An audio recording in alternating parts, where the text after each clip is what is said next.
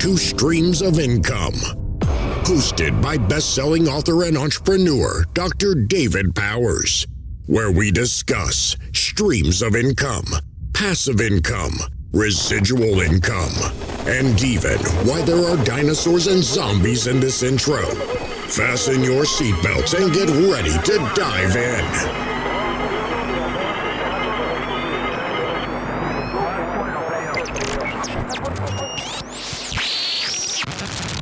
Hey everybody, welcome to the Streams of Income podcast. We are here with Robertt Sanchez, a good friend of mine from another mastermind group that I'm in, and a lot of things we have in common too. I've been really enjoying your Facebook posts and everything, man, about something I hate, which is running. But I do want to hear about that. Maybe you'll turn me over to the dark side. But Robertt, thanks for being with me. And we had a pretty good talk before we hit the record button. So I want to capture some of that energy and just let you bust loose, man. So, since I brought it up, running, you've been hitting hard and heavy with the running. Tell us about that. Well, I think in order to talk about that, I have to talk about the organization that I'm a part of called F3. Are you familiar with it? I have heard of it, never been to any of the things. So it stands for Fitness Fellowship Faith, and it's an early morning workout group for men. We've got 5 core principles: a free of charge, open all men, held outside, rain or shine, hot or cold. So it was 0 degrees this morning. It's one of the best parts is peer led in a rotating fashion. So you elevate and lead, and then you go right back down into the ranks. So imagine like a general, somebody gets promoted to general in an army, and they serve that for a year, and then they go back to being a lieutenant, and somebody else becomes a general. Very, very. I've never seen that anywhere in any hierarchical organization where that's a good thing. And here it is. And then it ends in a circle of trust, which, usually is some sort of, motivational or parting words. And then an optional prayer, which, in our circles is optional, but everybody does it. And so I've always lived on affirmation. Like that's been a driver for a lot of things. And it took me a while to realize that. But when you can get into a situation where you're doing hard stuff with other men, which is something we all need as men. We all need to do hard stuff with other men. And you try and you get encouragement, and you start seeing people that are your peers, but it's like, this dude's like 56 and he's fitter than I was when I was 22, stuff like that. Yeah. And then oddly enough, I kind of, my shoulder was acting up because I was doing too much with that. I wasn't doing, we have run clubs. We have boot camps where we lift cinder blocks and throw those around. And then we have what's called ruck clubs. So for those of you in the military, it's basically that would be for me. And you know what? That's how I started, and I still do it, and I love it. Spent way too much money on the rucksack, but I started running just because it was not hurting my shoulder. And then we had this thing called reindeer games. It was effectively a way to just get guys to keep coming out when it start getting cold. And they put us into teams, and you can do 3 miles a day of running, rucking, or 9 miles of biking and get points. And so you get points for everything. And I was, not only was I doing it, but I was a captain of one of the teams. They asked me to be a captain. So I had to lead by example. So I put in all of a sudden I'm running like all these miles, and it's tough, and I'm running slow. And then some guy says to me, hey, this weekend I'm going to go do a half marathon on Sunday or 2 weeks from then. And we get extra points if we do that. And I'm like, that's not for me. And then this other guy in my team goes, well, how do you know? Have you ever tried? Well, no, I haven't. So then how do you know you can't do a half marathon? So 2 weeks later, I did a half marathon, and nice. I actually kind of loved it secretly, not so secretly. Well, it's this whole concept of, I'm running there, and the weather was still decent. It's mid-November. We had, a bit of a nice fall, and you're running and you got like, nobody's going to mess with you for the next couple hours. And, and we have like kind of rural suburban on the edge of town, running in that area. And it's just like, dude, this is, I get why people like this. I get why people like this. And then you get to the end and you get that endorphin rush of like, you actually did something. And there's this feeling of brotherhood with the dudes that I did it with, some of whom were, at my level or behind my level, and some of whom were well advanced and yet still took the time to do it with me and guide me. And so it became very, very affirming. And then it became very logical. Like, yeah, the shoes are expensive. You can get addicted to races and pay for all those and stuff. But it's probably one of the most basic things that we as people can do. And if you think of all of the health benefits to running, um, and there are negatives too, but a lot of those negatives have to do with your pace or bad equipment or that sort of thing. Anybody can run of any size, just need to slow down or Yeah. do more intervals or whatever it is. But it's the most basic thing we do, and it does so much for you, for your brain. It does so much for you. My cat is knocking over my light here. It does so much for you for so many things, and why not? And and it actually started to dominate my thoughts so much that it's going to sound strange. I've been doing Taekwondo for 7-8 years and started to lose interest in that, Oh, wow. which is crazy because a year ago that would have been number one in my life. Yeah. And now it's like, well, I can get the same kind of thing from working out with the guys and running. Why do I need to spend all this money per month to do martial arts? And martial arts really, it's hard in that it takes time, but inside a moment, a 20-minute, 30-minute, hour-long session, it's not hard like trying to run 5 miles in an hour is hard, or Yeah. trying to run a mile in less than 10 minutes can be hard, or that sort of thing. So, um, and it's something that's, barring injury, it's something that's always there. And if you get injured running, you've done something wrong. That's kind of my opinion. Yeah. So that's kind of where I'm at now. I'm on week 2 of a recovery, 3-week recovery from a 5-mile race that I did. And I say race because it's timed and it's official, but I'm not looking to race other people. I'm Yeah. going to race the clock and race my goals and that sort of thing. And the beautiful thing about it is, you can set a few benchmarks. I got a 10K in May. I got a half marathon in October. There's probably a few 5Ks in there. And so fitness goals align with that, nutrition goals align with that. It forces you to plan certain things. You have to start thinking about, that the impact of decisions you make for your health. So there's just so many things if you're doing a structured program with it, which I am. There's so many things that benefit from running. It's like, why didn't I do this when I was 25? And I haven't answered that, but that's a question for later. I can tell you why it's good that I didn't. But yeah, that's kind of where it's at. Yeah, well, I mean, I've been enjoying the posts and the progress you've been making, but not just the progress, but your posts come across as how much fun you're having doing something that doesn't always feel good, and that's what I like about it. Oh yeah. Well, it sucks about 80% of the time, and it's awesome about 20% of the time. And how much in our lives kind of follows that same pattern, but we have to do the 80 to get the 20, or maybe Yeah, even 90-10, depending on what it is. And it's too easy to just take 40% awesome in life total, that's going to lead you nowhere, rather than take 80% suck, 20% awesome, but that 20% is going to lead you to heaven on earth, as a friend of mine likes to say. So oh yeah, yeah, it's good. So you are near Chicago, and I got to be honest, I've driven by Chicago on my way up to Wisconsin. The only thing, like most that's the people, best use for Chicago, on the way to Wisconsin, right there.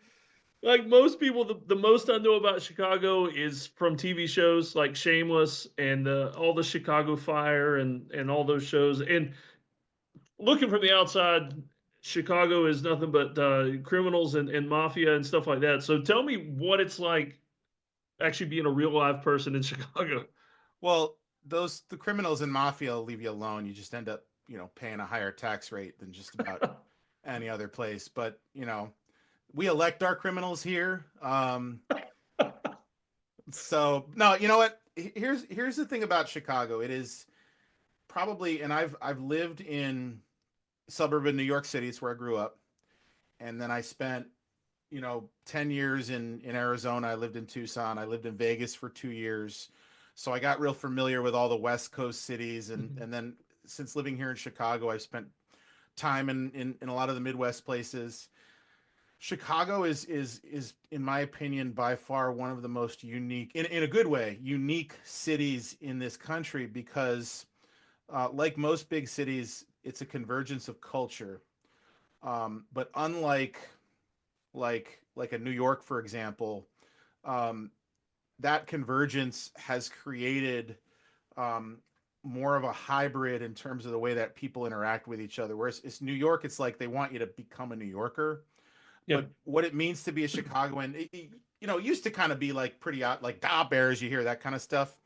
Um, but really, there's not necessarily, in my opinion, at this point, because people have moved around. There's no South Side, North Side division like there used to be.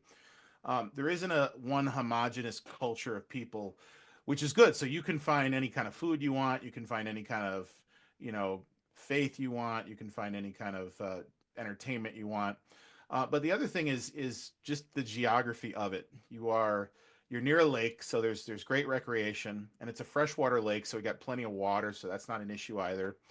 You can go up north to Wisconsin and do wintry things. You can go south into the plains and do country-esque things. You can drive east and do that. You can drive west and do that, or you can fly any of these places. And from about middle May to maybe early October, you cannot beat the weather here. Yeah. You really because it doesn't get oppressive very often. I mean, it's not like San Diego, but I mean, our taxes aren't that high yet. Yeah. And I can afford to own a house here. I couldn't out there. Um, a lot of people, I think, when they retire here, will make a residence in a warm weather climate, but still come up here for the summers. And I completely understand that, and I would Yeah.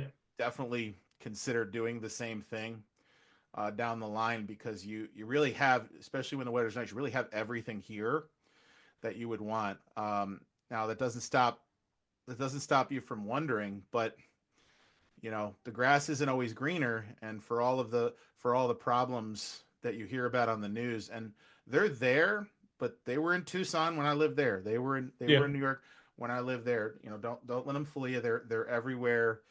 People tout about Florida. I want to move to Florida. This Florida property taxes are insane in Florida, compared to the value of the home, and insurance is insane. So Yeah. and I'd be paid half what I make now. So yeah, I'd love to live in Ron DeSantis's freedom fort that he's got down there, but it wouldn't be a whole lot of fun if I was paying Florida property taxes, paying Florida insurance rates, and making a Florida salary. So Yeah. it's all a trade off. So I'd rather just do it where I am, and then have the freedom to do what I want with it. Yeah. No, that's a great answer. I mean, I find that when I ask questions about people about places I don't know about, pretty much everything on TV is just a stereotype of whatever moves the drama. Well, there's a reason for stereotypes because if there's a stereotype, and I know this could get me in trouble, but whether it be a cultural one or a one related to location, um, nobody made that up out of thin air. Like they Yeah. got it from someplace. What makes it wrong is to say that everybody or every place or every represents that. But all the things you hear about Chicago, and the area, they are true to a point. It's just, it's just the same like California. But I'm going to California in a couple of weeks. I'm going to have a great time. Yeah. I'm not going to like paying the 17% per night room surcharge.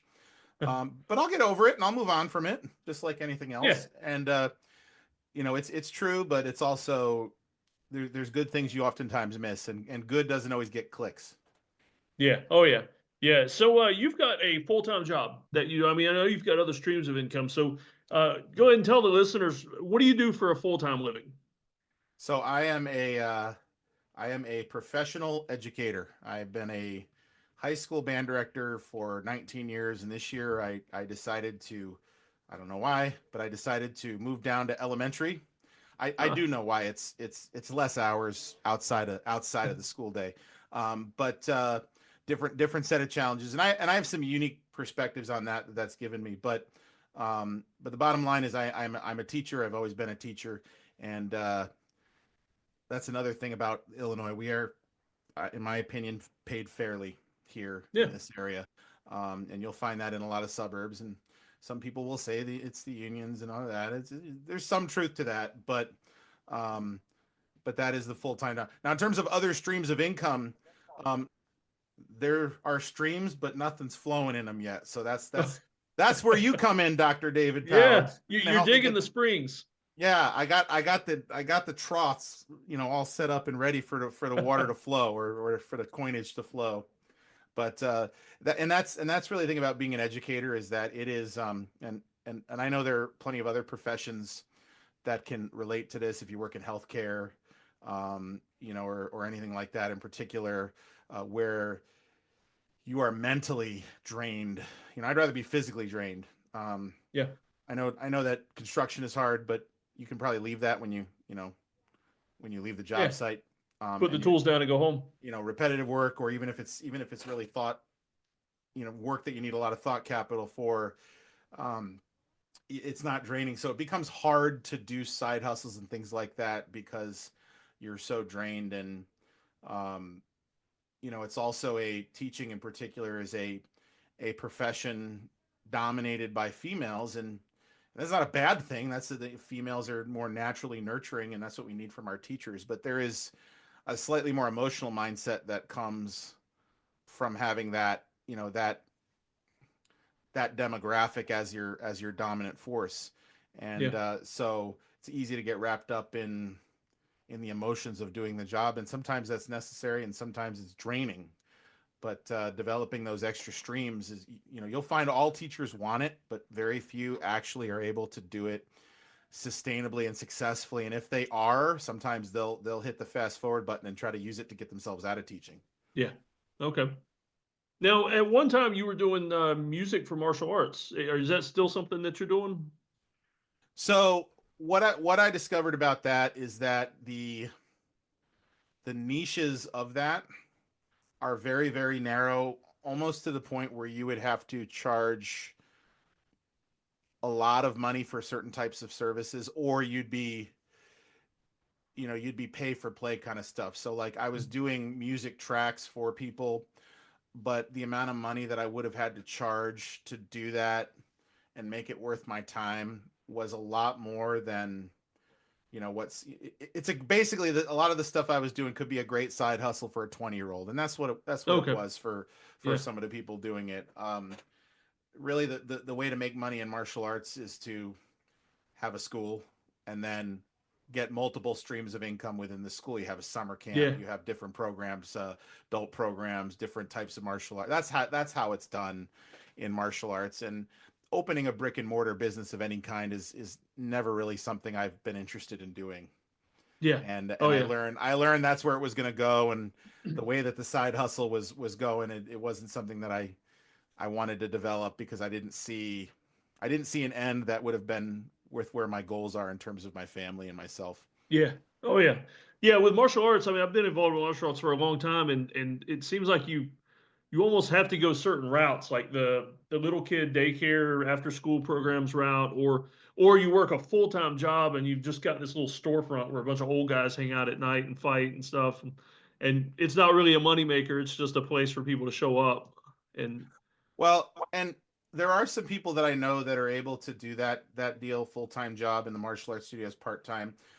But in this day and age, they're either retired, like police, military, that kind of thing, or they are, work from home, remote, work in tech, work in IT. Yeah. And, my experience talking to people in jobs like that is that you are working a lot of hours, but it is not the same sort of brain drain that that working in a classroom is. It's not managed time like teaching is. Teaching's all managed time. We have to get somebody to cover us to go pee sometimes. But to own a martial arts studio as a full-time gig, obviously, like you said, you've got to have those extra streams. To do it as part-time is fine too, but it's also the kind of thing that makes money when times are good. Oh yeah. And when times are less than good, it's very much a disposable income thing. Yeah. Nobody, I do think everybody needs martial arts, especially men, but I don't think anybody needs that martial arts or your martial arts or their there's always resources. If you want to learn how to box, you can do that cheaply. Yeah. or whatever. But Yep. and that's, so it becomes a financial drain too, for sure. Oh yeah, definitely. So, with other streams of income, but what are you thinking? I mean, what troughs are you kind of working on there? So, well, obviously we met, and I didn't remember this because we seem to have so much in common that I thought I had met you someplace else. Just watching your posts, and you got some young children and all that. So you got a little girl. How old's your daughter? Yeah, she's 11. Yep. She's 11. So my son is 11. My daughter's just turned 8, I think. 7. I Okay. don't know. I want her to be 7, but I think she's 8. Um, and so we met through the membership freedom stuff, Yeah. Yep. obviously. So, I think one of the things that I really like about that is the concept of the stadium and Yeah. having one product or one type of product that then has a lot of different access points. And so, I think for me, especially having my experiences with F3 and the men's workout group, and just looking around in society, there is a hole right now, with middle-aged men, and Yeah. if you and I believe that a lot of the problems in our society is because of men, but not because men were, chauvinistic or anything. No, I think it's because men got weak because society told them that they needed to be more feminine, and they told them that women needed to be more empowered, and they do, but it's a balance. And so men took a step back in general, and now you've got a lot of guys between 30 and 50 years old, and I'm right in the middle of that. I'm 42, who just have weakness about them. Yep. They're not in good marriages, they're not in good careers, they're overweight, they don't know how to fight, they don't know all those things that you hear. And there's been a lot of people that have come into the space. They call it the red pill space. um, but they talk about how much women suck. And listen, we as guys can always say that at times women do suck. But you know what? They can say the same thing about us, and we're both right. Yeah. So Yep. approaching it from that angle, is not going to get you there. Obviously, there's a lot of people that focus on helping men rebuild after divorce, and it's like, well, that's great, but do I have to be divorced to rebuild? Yeah. Let me get right on that. I don't think my wife's gonna appreciate that though. Um, so so you got that, and then there's a lot that's catering to like the David Goggins and those type, catering to the younger men in their 20s, and that's great because Yep. it's going to set them up to be better when they're 30 and 40. But I think a lot of guys around 40 right now just feel stuck, and I have and do feel that way a lot. And so what I want to do is I want to help those guys dig out of that some, and the way that I can do that is through, you know, developing resilience and Yeah. leadership development, because that's something that I've done at the, developing with the high school band kids, and also just being intelligent and well read and being able to speak on a lot of different topics, and blend those all into something that's useful. So I want to help middle-aged men move to the next phase in their life and do so strongly. And listen, I want to help myself in doing this. I'm just gonna be one step ahead of these guys. I'm not the Yeah. one with Yeah. the answers, but I do feel like sometimes I might have one more answer than you, and I want you to pay me a little bit of money so that I can give you that answer, and then we can both accelerate together. Yeah. Um, and that's kind of where I'm going. And so really, um, finding ways to make that my mission, and then seeing if I can support myself and my family with that mission is kind of Yeah. what I want to do, because I don't want to alienate one group, i.e. the women. No, we Hmm. need the women with us. We need them at our side. We need them pushing us up. We can't Yeah. alienate them. We can't say, oh, the problems in the world is because you suck. No, I don't want to alienate them, and I don't want to have a prerequisite like you got to be divorced before I can Yeah. help you, or you got to be in a shitty marriage. No, what if my marriage is pretty good? What will the effect of me making personal change on a marriage be? It's something to consider. Yeah. So, I found with the women too, the with some of the things I do, the with the men being in a more weakened state, a lot of times with stuff I do, the women are the wives are the ones that get them into the things. Like they'll send them the links, or they'll say, "Hey, maybe you should try this. Maybe you'll like this." well, and I think that when you look at a lot of the complaints that women have in our society, you know, especially things that lead to divorces or just some of that, um, women are having to act more like men in terms of like being more aggressive and being more disagreeable. And Jordan Peterson talks a lot about this as well. But women want, I think, deep down want to be women, and I'll give you a good example of that. You know, I talked about earlier how my wife and I both grew up kind of expecting that we were going to both do the 9 to 5, kids in Mm-hmm. daycare, or school, retire at 65, whatever. And I never thought anything different. And she's in the medical field, and I'm in education. But once you have kids, suddenly I have this drive where I want to provide more, and she has this drive where she wants to be home more Yeah. with the kids. But we were not in a position where we could honestly do that because we didn't make the decision to go that route when we were younger, because it never occurred to us, because our parents both, you know, all did that stuff. Yeah. And so what that boils down to is she wanted to do some of the more traditional stuff, and so did I. But we had to compromise that within ourselves. Now, truthfully, and this is where maybe a lot of men might get pissed off. I think it's actually easier for men to find themselves in through all this than it is for women, because the society is giving a lot more mixed messages to women, and they are hearing it a lot more. I think men, it's easy for us to shut things out and just laser focus on one thing, because Yeah. that's how our brains work. Um, so I think that's another part of the equation too. Um, but you know, when one of the reasons I joined F3 was I was actually looking for an early morning workout situation for my wife, and she had been with one thing, and they moved real far away, and you know, flash forward later, she's just driving more in the morning, and we sometimes fight about whose day it is to go out and work out in the morning. But in online doing this, and I started messaging with this guy, and his response, well, why don't we take care of the leader of the household first? Oh. And I said, now you speak in my language. And That was the sales pitch there. well, it was it was a mindset that I had within me, Yep. and it's not that my wife doesn't want a leader, isn't capable of it, but she would rather, and I think this is what it boils down to. Um, you hear people use the word submission, and that sounds like a bad word. Why is it a bad word? Because we relate it to sexual, you know, deviancy. To be submissive in a sexual situation is like a fetish that some people have, right? Yeah. But what it really means is follow the mission, submit to the mission, support the mission. That's submission, support Yeah. the mission. So I think my wife and I would like to just agree on a mission, and I point the compass and she drives the engine. And I think that's how that relationship should be. And but so many people are lost in that.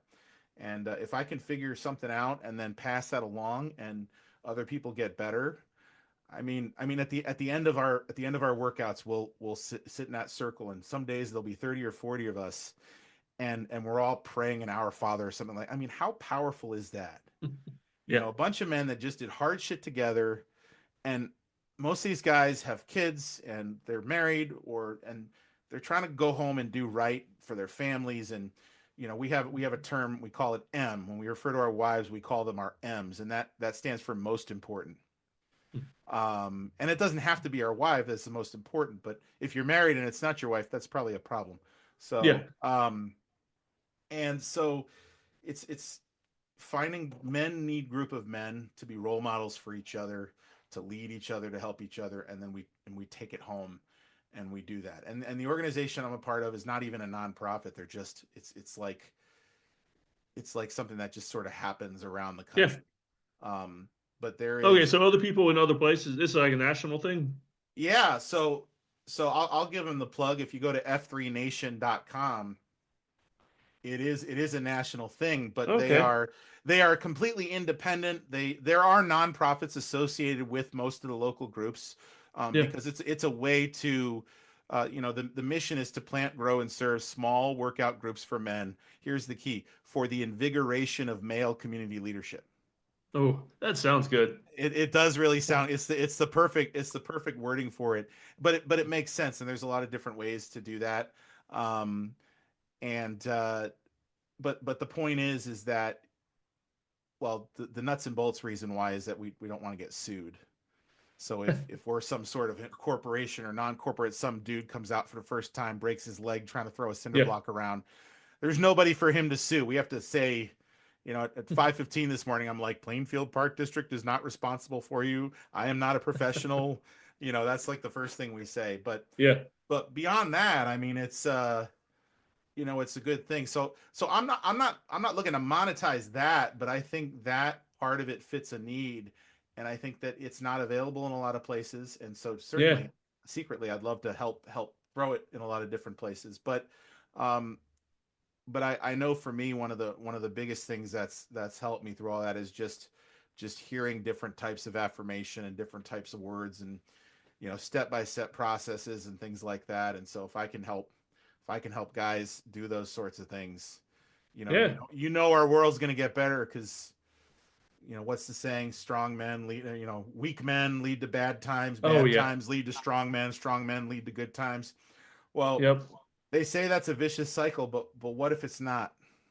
What if we can somehow get to good times and keep strong men? What would happen Oh, then? man. Have we ever found Yeah. that out in the history of our world? I mean, I don't think so. What if I can Yeah. be a part of making that happen? What if you can be a part of making that happen? Oh, yeah. Yep. Man, that would be amazing. So before I forget, you started a podcast to talk about all this. How can people find you find the podcast? Yep. So it's called The Balance Blade, Balance and Blade. right now I'm on YouTube, so you get to see my beautiful face. And the concept behind that is balanced life, resiliency, strength, and the idea of the blade is one of the main things I did in martial arts was Korean longsword. Ah, So I kind of like that, but there's so many different things that have come from that. Just in there, I start the podcast by, we are forged in the blade and we lead with edge, those. And then at the end, yeah. I say stay sharp. It just kind of flows. I will be honest, in full disclosure, Chat GPT has been a great tool for helping me organize things, helping me come up with some, not the ideas, but some of the background information, or some of the Yeah. links that go. But just simply go to YouTube, type in The Balance Blade, and it'll come up. And I'm sure you can link it in whatever Oh, yeah. I'll socials. throw it in the show notes. Yeah, And whatever I'll throw social a you have link here. into your merch shop also. Yep. That's kind of unrelated, but kind of connected. It's Sharpened Threads. That's the name that I kind of came up with. And there's just two things on there right now. There's a shirt that says hashtag Stay Sharp, um, and that was because it was simple. But the one that I've got is a running one, and it says freedom in every mile, and it kind of looks like the shirts that people wear that just say freedom on them with like Yeah. a flag. This kind of has that same silhouette font type deal, but freedom in every mile. Because when I was running that half marathon, I looked around. And I'm like, this is freedom. This Yeah. is freedom, and that was kind of the vibe. But I like it. I'm throwing a lot of different things out there with this podcast, and it'll probably get honed in at one point. I've got, my first video was on the opposition. Then I had something about running. I've got a couple coming up here. One's about youth sports, which I know we as men talk about, and the pros and cons of travel versus in-house and stuff like that. I've Yeah. got I got a faith-based one coming up. That one's actually just posted, and that one's interesting because there's a gentleman with Down syndrome that I grew up knowing, and the dude was just like the most authentic Yeah. Christian guy that you've ever known. And I've got some reaction videos coming too. They'll call those Blade Reacts, so that's kind of fun. Ah, And the one that I've got coming out is I react to the Super Bowl commercial from Google Pixel called Dream Job, where this oh, guy is interviewing for a job. He's talking about his past job. What he's really talking about is being a dad, and the fact that a major corporation decided to uplift dads like that is really promising to me, because that hasn't been a trend that we've seen. yeah. So, all these things are coming in, and what people engage with the most is what I will focus on, really. Okay. No, it sounds good. I mean, just experiment a little bit and see what the community drives it towards. One thing about that, and this is maybe something for people that are interested in creating content. One of my goals for this was to create a process that would allow me to do it all on my phone, Yeah. from filming to editing. I do use my laptop for some of it out of convenience at times, but I can do it all on my phone 100%, which is good because I can spend 5 minutes here or there, editing something or Yeah. doing that kind of thing. So I've actually put together kind of a guide for how I'm doing that, and I'll probably use that as a lead magnet down the line. Oh man. See, now you got me thinking streams of income again. Yeah. Well, and what drew me to your specifically to the streams of income thing is my wife and I talk a lot about this. This will be a good way to sort of put a bow on a lot of this, because what are we really doing as men? We're trying to leave a legacy, right? We're trying to have our children be better than us. Yeah. There's a famous the story of Elijah in the Bible, and there's a Felix Mendelssohn, a great composer, wrote an aria called "It Is Enough," and he's singing about how he's not better than his father, and he wants to die because of that. So what do we as fathers want? We want our children to be better than us, and my wife and I are talking about what we want for our kids. And I swear it, and it's crazy because she's never been one to think this way. She says, I want our kids to have multiple streams of income. I want them to have multiple streams of income. And it was the first time that she ever thought that way, because I've had to really convince her that college is not necessarily the answer, even though it may be, but I don't want that to be the obvious thing. And she said that, and then I got to thinking about my daughter in particular, because as girl dads, we say that we want certain things and we want women to be a certain way, but then we have to look at our daughters and say, do we want that for them? And what I want for my daughter is for her to be able to develop in her youth multiple streams of income, to offer her the freedom to either put those aside or have others run them while she plays, wife and mom. And then she finds the right guy. The right guy is going to create a situation, a good synergy between the two of them, where she's going to be able to continue to develop those things, be a business owner, be an entrepreneur, but also have the freedom that I know my wife would want for herself and for us, to volunteer at her kids' school, to sew costumes for our son's play. And don't get me wrong, she's doing all that, which is part of why she's amazing, because she's doing all that and working full time.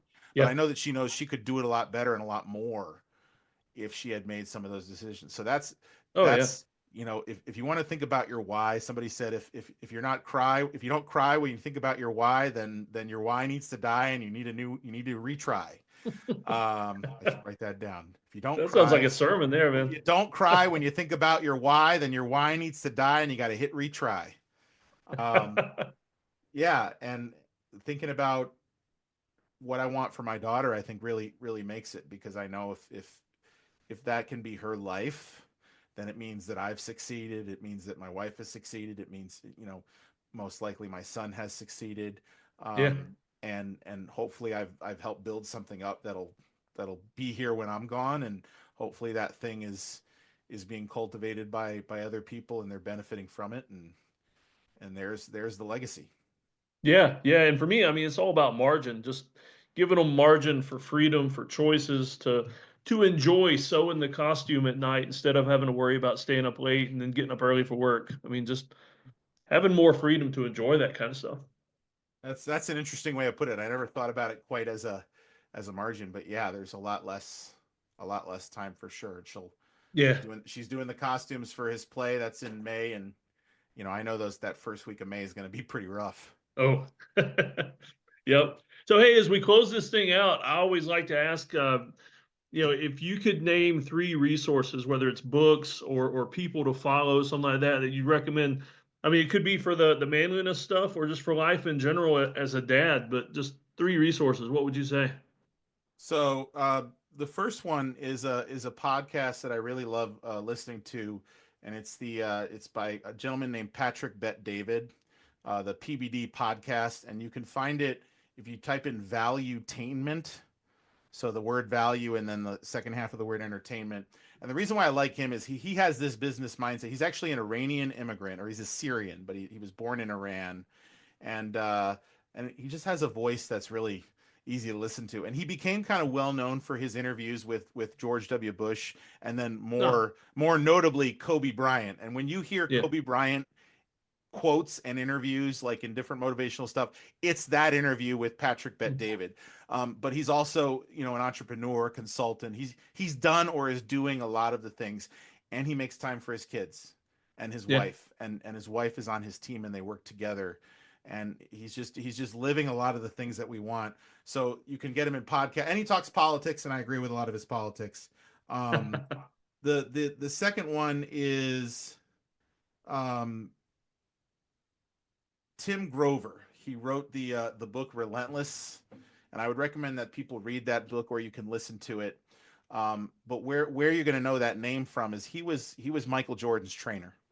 Okay. Wow. He was the guy. He was actually the guy that really started the idea of these athletes having these trainers, and he talks about the idea of uh, of closers and cleaners. And a closer is somebody who can come through under pressure, but a cleaner is somebody that is going to do it and is going to take over the game and make everyone around them better, kind of like Michael Jordan, but also acknowledges that comes with a price, and that people like that are never satisfied, that they never settle. Look at Tiger Woods is a cleaner, but how's his personal life? And it's almost like a warning. It's like, you can be this if you want, but here's the price. But maybe you can find it. So it's a great book. So the PBD podcast, the book Relentless, and I want to give this is a website, because I think everybody ought to have faith in their lives, and of course, I believe that there is only one true faith, and that is through our Lord Jesus Christ. And I'm not saying that to sound cliche. It's just what I believe. And if you believe something else, you're wrong. But you're entitled to be wrong. It's okay. But a friend of mine, and I'm actually engaged with this right now on Sunday mornings, but a friend of mine's brother has a website called pursuegod.org. And there's a lot of different sort of step-by-step ways to engage with faith, because I think it's so hard for most people to just pick up and start reading the Bible. It's tedious, and depending on what version you're reading, it can be hard to read or hard to understand. You need somebody to distill it for you, but a lot of times those people that are doing that are they lack authenticity. I used to go into the Christian church and see people doing this. I'm like, what the hell are they doing? Go read First Matthew, and what does he say in there? And what is it, chapter 6? If you pray in the public square, you've gotten your reward. Pray in private, but this is a good way to engage with faith. And there's several series, and the one I'm doing right now is called The Pursuit. And there's a podcast, a YouTube video, and a short reading, about 10 minutes worth of reading for each one. I think those three things. So we've got your mindset taken care of. We've got your soul taken care of, and we got your material taken care of with those three. Yeah. Things, so. No, this is good, because all three of these apply across the board. I mean, whether a dad, mom, entrepreneur, not entrepreneur, I mean, just these would help you no matter where you're at in life. Well, and that's just it. And how many of these women that are out there getting burned out and getting divorced are because they're cleaners, because they've had to be, because they got weak men around them, right? So they got to step up and be the cleaner, and that's the price, right? Sometimes you push those people away, or how many got Patrick Bet David. I'm reading a book right now called The Next 5 Moves. Yeah. And I've been playing chess, and I suck at chess. And then I just started thinking, okay, I don't need to think 10 moves ahead. I just need to think. I start by thinking 1 move ahead, and then 2, and then just the next 5 moves, and suddenly I start winning chess games by thinking like that. And you just start finding ways to cross over things in your life. Lessons you learn in one space apply to another. Yeah, no, it's good stuff. Good stuff. Robert, thanks for being with us, man. This is pretty good. I enjoyed our conversation before too. I mean, digging into some stuff that not everybody needs to hear, but it's good to talk to other guys and just kind of talk about things you can't necessarily talk about at the store or the coffee shop and stuff like that. Absolutely. Well, proud to do it, and it's kind of funny that we ended up. like I said, I just thought you were some dude I met somewhere, or a friend of a friend from F3, or friend of a friend with martial arts, because there's people all over the country I've met Yeah. with that. And I thought maybe you were from the membership group, but I wasn't 100% sure on that. So Yeah, I'm gonna check real quick, see who our mutual friends are, because I mean we might have kind of met through some mutual friends and stuff, because of some of the groups I'm in. No, it looks like just the membership freedom group. let's see. Yeah, I've got a lot of friends just from conferences and stuff that end up being friends of friends, and finally I meet them in person or something, and then it clicks, Yeah, no, I think you're right. I think that's where it is. But you know, you never know. You never know. Yeah, I mean Vincent Puglisi, for example, our guy that we work with in a membership, he's Facebook friends with Frank Schwartz, who is the Yeah. founder of F3. Oh wow. Yeah. So I mean it's kind of, and he didn't know that about Frank. He met him Yeah. through some other connection. So Yeah. or he's one Vincent of the, knows everybody because he's all about connections. well, that's how you can build a membership about memberships with 150 members at whatever amount of money per month, and Yeah. then have the ability to grow it. So Oh yeah. And are you going to be at the unconference next year? Hopefully. you know, it's one of the limiting things about being a teacher is you really have to pick when you're going to miss school for things like that. Yeah. I would say that if that's a decision that I'm able to make 2 or 3 months out, it's possible. If it's not a decision I can make that short term, then it's probably unlikely, because Yep. right now I don't have a developed enough niche that's seeing any return to where I could really justify the cost, and I don't think I could justify doing that to go find my niche. That's like going to college to find yourself. It's not, there's no ROI on that anymore. I think if it were during a time when I'm not working, it would be better, but those times are more expensive, and who the hell wants to go to Florida in July? Oh man, So, yeah, I but get close enough where I live. but shout out to Vince. Maybe if he wants to have it in Chicago in July, I'd help get that going. So Yeah. just saying, I'm putting that just like Trump with the third term. I'm putting that seed out there and seeing if it catches. All right. The unconference Midwest edition. Yeah, why not? I mean, good luck finding a place to do it for a good price, and my house is too small, but hey, we could try. Yeah, we do it. We do it. Well, thanks for being with me, man. And I'll put all the links and everything to all your streams right in the show notes, and of course links to your resources too. Because I want to check out this Pursue God. Always love looking at new things with that kind of stuff. Sounds good. Hey guys, Dr. Dave here. Some more magazines I've been reading. I came up with some more really neat ideas, and so I wanted to pass these on. And so I was reading the latest issue of Successful Farming. It looks kind of thin. That's because I ripped it apart. Only kept the part that I needed. But the latest issue of Successful Farming, and the cover story is about solar panels, solar farms, things like that out in the countryside. And there's a lot of people for it, a lot of people against it.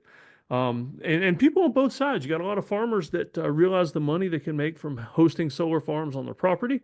And you've got a lot of people that are thinking, why are we getting rid of all this farmable land for solar? That poor returns, very expensive, and we're losing food land. And so there's a really neat business idea that I got out of this. So let me tell you just a tiny bit about this, and then I'm going to tell you my cool business idea. And so basically it goes both ways, but here's the big business opportunity I see in this. I mean, of course, if you have a big piece of land, you could rent it out to somebody that's going to do solar farming on there. And basically they're going to, well, here's an illustration. If you're watching this on YouTube, an illustration of what it looks like. It's basically, they will cut everything out, and it looks like a regular field planted with solar panels. They're quite ugly. I've heard pros and cons as to whether they're worth it, but for the farmers, they make a little bit of money off of property they might not be able to farm. It might not be good for what they're trying to grow, that kind of thing. But here's where the money is there. I'm not sure how much money is in this part of it, but if you're going to do this, or you know somebody that is doing this, the business opportunity, number one, is in doing agriculture, farming, animals, crops, whatever, that can work in conjunction with the solar panels. There's a picture. Let me find it. Oh yeah, here it is in the article. If you're watching this on YouTube, there it is. you can see the solar farm and a herd of sheep. And so, generally, from what I could read in this one article, I didn't research it heavily, but from what I read, sheep are really awesome for using them around solar panels because they're small. Even if they bump into the solar panels, well, the solar panels are over their head. It's just the stand. But even if the sheep bump into the stand for the panels, that kind of thing, they're not going to damage them. And the grass that's growing there, nobody has to cut it, nobody has to mow it, nobody has to do anything with it. The sheep are eating it, everybody's happy. Another thing I've heard of people doing is shade tolerant crops. I even saw one person reference broccoli. There are certain crops that can be grown around solar panels. Yes, half the day they're a lot of shade, the other half not. And so you got to pick the right kind of crop. And it's a little harder to harvest it, but you can do two things in conjunction with one another. So here's what I think. As a farmer, if you're going to do this and rent it out, maybe lease that land, a sublease on the land to a sheep herder. Let them run their sheep. You're making double payments on the property. You're getting the lease from the solar folks, and you're also getting the lease from the sheep herder. And so you're making double. You could plant some of your own crops, maybe start something new, something like that, that can grow around the solar panels. And that way, you're not only making the money from the solar folks, but you're also making some money off of that crop as well. Now, here's the third business opportunity where you're not going to have to own land. You're not going to have to own a farm. You're not going to have to really get into anything physical. And this was something I thought of that came off of some of the ideas from the article. Is one of the people that was interviewed, they said, why are we converting farmland to solar farmland when we have all these buildings all over the world and we're not putting solar panels on top of those buildings? I'm talking malls, hospitals, colleges, just regular little shopping centers. I mean, your local Walmart. Why isn't somebody out there being the middleman to sign these contracts between, let's just take a Walmart store. I don't know what the square footage on a Walmart store is, but it's pretty big. And so let's just take the square footage on a Walmart store. And some guy, it could be you, could walk in, talk to Walmart. I mean, imagine if you got a national contract. But let's just say you're talking to one store. Talk to Walmart. You say, hey, I would like to sublease the top of your building for solar panels. Then you go to the electric provider or whoever's buying the solar power. You talk to them and say, I have a beautiful piece of property for you. There's nothing on it. You don't have to worry about people bothering it. You don't have to worry about farmers mowing cows, anything like that. It's already hot up there. It's already facing the sun. You can put your panels in any direction you want. Nobody's going to fuss about seeing the panels, anything like that. Would you like to sign this contract? And so you could be the middleman and make money both ways. And so that's my really neat business idea for you based on that article is find a way to sell contracts to put solar panels on top of commercial buildings. There you go. All right. So the next article, this one is from Pool and Spa News. And let's see, we're looking at, the SWIM Act has been reintroduced in Congress. So HR 1506, called the SWIM, Safe Water Instruction for Minors Act, proposes that basic swim lessons become classified as a qualified expense for using funds from health savings accounts and flexible savings accounts. In other words, this is a really neat bill that would expand, it would move swim instruction for minors under the allowable things for HSAs and FSAs. I think this is pretty cool because parents could use pre-tax dollars for swim instruction, that's not plural, just swim instruction for their kids. I think this is pretty awesome.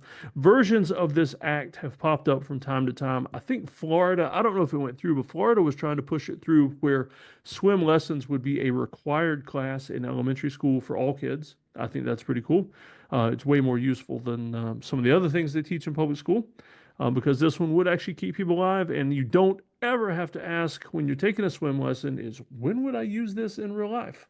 And so I think that's pretty cool. But this is also pretty neat because it lets people use some of their savings and pre-tax dollars for swim lessons. I like it. So here's, and you might be asking, I mean, that's a pretty cool tip if you're a parent, that kind of thing. But what does that have to do with streams of income? Well, guess what?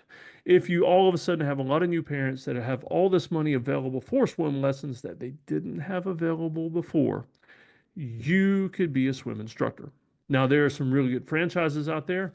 I got a buddy named Rich Potter in my Streams of Income Facebook group. Matter of fact, if you're not a member of that group, send me a message or something, or just Google Rich Potter franchise. The dude sells franchises. He is a pro and expert guru on franchises. His name is Rich Potter. He's told me point blank before he's got some swim instruction franchises. So get in touch with him. If you don't want to do the franchise route, which is pretty cool, you could always try doing it on your own. But the thing is, you could market to families that have HSAs and FSAs and just try to snap in some of those dollars for your swim instruction. And let's be honest, as long as you could manage the insurance side of things, the liability, that kind of thing, you could do this in your backyard if you've got a swimming pool. I mean, I wouldn't say, do it if you've got a little redneck 3-foot swimming pool like the one I used to have up in my front yard. But if you've got a nice in-ground swimming pool, or at least a big above-ground swimming pool, big enough for swim lessons, you could do this at your house. I've also heard of other people doing contracts with hotels. A lot of hotels have pools, and they are very seldom used during the day. Most of it is at night when people are coming back after dinner, that kind of thing. Unless you're in a tourist area or it's a really fancy swimming pool, most of those pools are completely empty during the day, and I have seen people contract those out. They'll get with the manager of the hotel and say, hey, how much for me to rent your pool from 1 to 3 days a week? So it's a really neat win-win for both of you. So there's that business opportunity. And then the last one, this is also from Pool and Spa News. And so this one's about the construction trades. I talk often about the construction trades because that is my background. I grew up in third generation remodeling company. My dad still runs that company, and one of my sons works for him. One of my other kids is in welding school right now. Love the construction trades as an avenue to wealth, or at least just a good job, a good income with a very low threshold as far as breaking into it and getting the knowledge you need. All right, so a survey from Thumbtack, some of y'all might be on Thumbtack offering your services, reports that Gen Z is increasingly interested in the skilled trades, with TikTok and Instagram driving growth. So in other words, a lot of young people out there are seeing videos, fun just reels and images and things on Instagram and TikTok, and it's getting them interested in the trades. One thing I've noticed is that a lot more women, young ladies, are interested in the trades. My son had a conversation with some parents from my other son's football team. I've got a lot of kids, 5 of them. All right, so my 17-year-old son was talking to the parents of a kid from my 14-year-old son's football team, and their 16-year-old daughter just dual enrolled in welding school. So she is still in high school. Very good softball player, by the way. She's still in high school, and she just enrolled at the local technical college to start taking welding classes. So in other words, by the time she graduates high school, she will not only have her high school diploma and possibly some scholarship offers for softball, but she will also have an associate's degree in welding technology. And I think that is pretty awesome. I love that young people are getting interested, because there's an entire generation of people, my generation, an entire generation that I didn't, because I was involved in it, but that treated construction work as if it was, as if anything blue collar was just low tier. For years and years and years, when I was growing up, they treated blue collar as if it was less than, as if it was nothing but the poor folk who couldn't go to college or get a better job. And there are a lot of those blue collar folks that are retiring very happy these days, and possibly retiring with more money than some of those college folks who paid back student loans for decades. And so I am so glad to see that the next generation under me, my kids, and all those other kids in the current generation, getting interested in trades. We can blame Mike Rowe, I say blame in a good way, for a lot of that. He's put a lot of that out there, gotten a lot of people interested in how much money and how much fun the trades can be. And so if you have young people or know some young people in your life, try to get them interested in that. It is, like I said before, it's a low barrier entry to most trades. Not much college education, usually at the local tech college, and a lot of it, like here in South Carolina, my son is going to welding school for free, didn't pay a dime. Equipment and everything provided for him, went to welding school. I think he's got 2 more days left right now. They just got through, for the graduation project, from the ground up, they fabricated a trailer to carry cars on. And so it's been pretty cool. He's shown us lots of pictures, that kind of thing. And so it's really fun, but the trades are a great avenue for any young people that you know. All right, y'all, thanks for tuning in. If you're interested in more information like this, more stuff like this, let me know. I'll be more than happy to start skewing more of what I report on towards what you're interested in. So hey guys, I wanted to tell you one more thing before I wrap up this podcast. I just finished reading a book called Beyond the Hammer by Brian Gottlieb. Now, I pre-ordered this thing in advance copy after I saw it mentioned in a remodeling magazine. As you know well from previous podcasts, and if you know me pretty close, I grew up in a family remodeling business. And this book just sounded incredibly interesting because the first half of the book is a business fable. I love books like this, like Who Moved My Cheese, The Goal. What's the book on? Well, there's a book about selling businesses. I can't recall right now. It's on the shelf back there. But this one, it starts out as a fable. So it's a fictional story that teaches a lesson. And the story is amazing. And so I just finished reading this. There's a tons of notes and stuff and underlined passages from me. And so, you know, it's not like this thing has a lot of resale value on Amazon or anything like that. But here's the thing.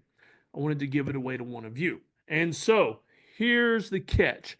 You've got to email me. My email is always in the show notes. And so email me, and I want you to tell me why I should send you this book. And so the best answer, I'm going to mail this thing out. And so, you know, give me your address and everything too. But primarily, I'm looking, I get a little choked up there. And my coffee is upstairs. My energy drink is way over there. They're all out of reach. But tell me, you know, why you deserve the book, but mainly construction industry stuff. And so I'm looking for some smaller construction folks, maybe a family business, especially, hey, maybe somebody like me where you're a second generation person and maybe you're thinking about taking over your father's business or something like that. That's not what I'm doing, but I'm, you know, second generation construction. And so, you know, let me know why you deserve the book and what you're doing, what you hope to accomplish with it, because it's an amazing book. I'll just read you the blurb here. A fresh approach to leadership, culture, and building high-performance teams. And I'll be honest with you, every small construction business could profit immensely off of this book. So let me know.